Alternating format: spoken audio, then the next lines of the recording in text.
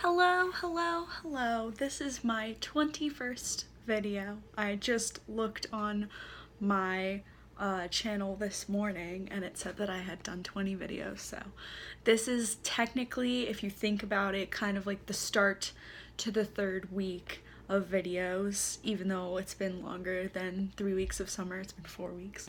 But technically it's my third week of work because I took that week off in the middle. So hey, that works out. But I have not really done a whole lot today. It's a Monday.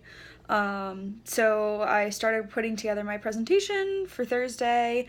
We might have someone come and visit the lab this week or possibly the week after next because my advisor is gone all of next week. So that might be fun. He's her neighbor's son who's in college, and so might see him in the lab this week, which would be interesting. And then I'm very proud of my presentation thus far. I think it is gorgeous. But other than that, I didn't really do much. I just read today, did some more reading on a couple of the things that I'm curious about. I'm waiting for my flies to eclose, which, you know, is a little bit of a struggle because it takes a little bit of a long time. It takes like 2 to 3 days after the eggs, after the cases form, and it's still happening. So yeah, so my flies will close soon, hopefully, and then I'll start to set up more crosses, and that'll be good. Then I'll get to do more dissections. Woohoo! But yeah, I don't really have too much going on, although I did take myself to lunch today. Not anywhere super fancy, just in our union.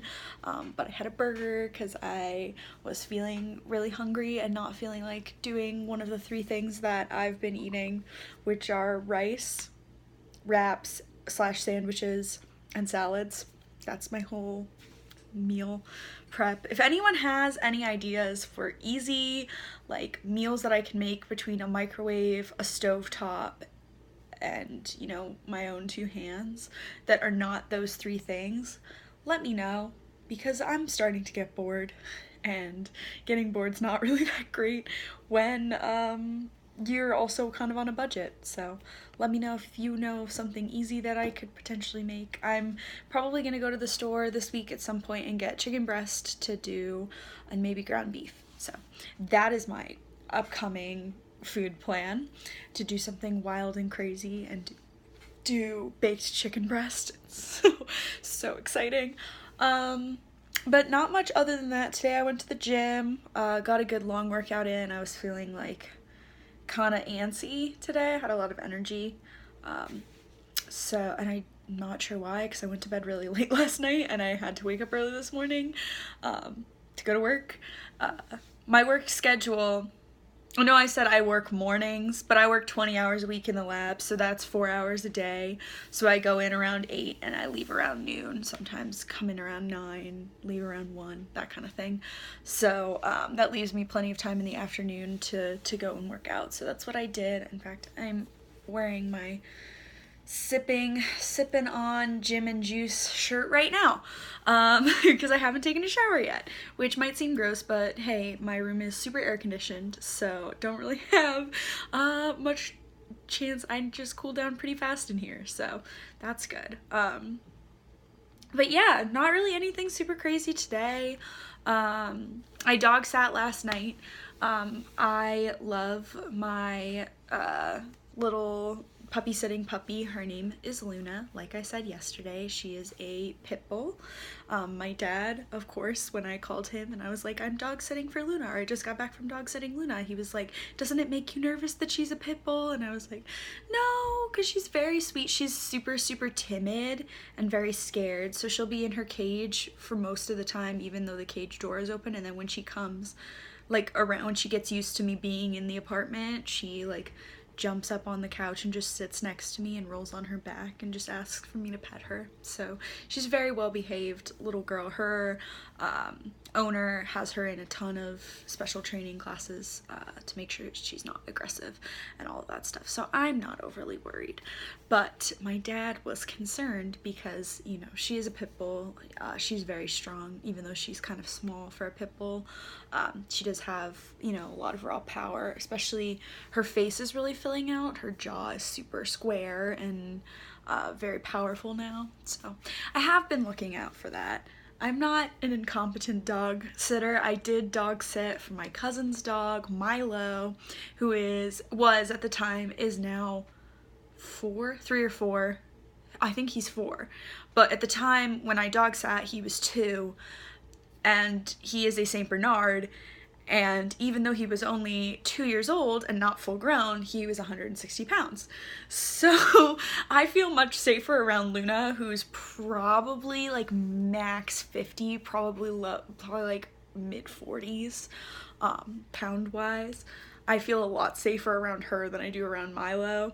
But I come to understand that my dog dog at home, Maggie, is the least aggressive dog that there possibly could be. There's literally not a dog less aggressive than Maggie. She has just no like fighting spirit at all. She's got a playful spirit and she loves people, and she would never like nip at anybody or hurt anybody. So I'm not well versed in detecting signs of dog aggression, so I'm always very careful when I'm around dogs that I don't know to be wary of anything about their ears going back or growling or tail tucked between the legs or a lot of eye contact, like anything that might show me that they're aggressive. Even if I'm not super well versed in those signs, I do know a few of them.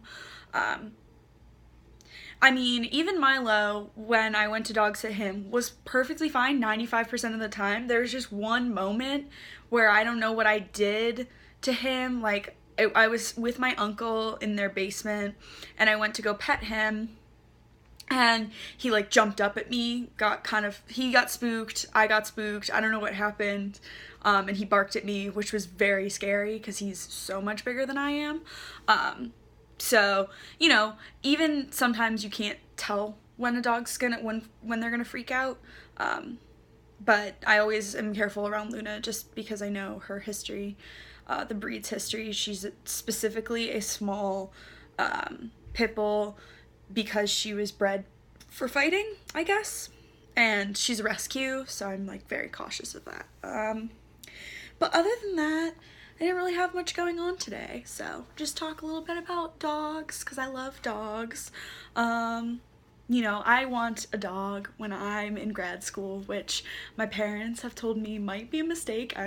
They say it's my decision. If I can afford to get a dog, then I'm allowed to get a dog.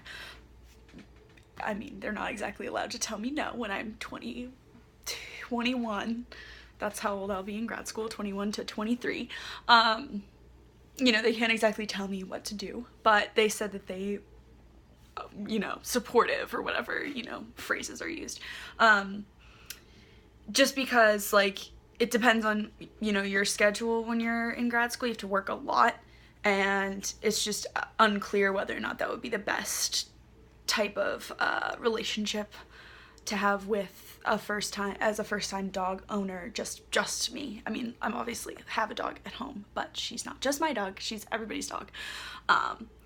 But I do want a golden retriever, which again, grad school, depending on where I go, might not happen. I might get, my dog is a Cavalier King Charles, and I might end up with a Cavy, just if, you know, space doesn't allow for a golden, because goldens are a large dog, like 80 pounds, and Maggie is 30, and she's a very large King Charles.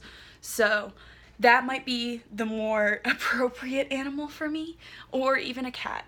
You know, I'm just a huge animal person, so I'm really hoping to have my first pet when I'm in grad school. And I would prefer to have a dog over a cat, just because the dog would get me out and about wherever I'm at, and I have to be out with the dog, and people love the person who has a dog. And also, I'll be lonely, I'm sure, because I'll probably move to a new city and leave all my friends behind.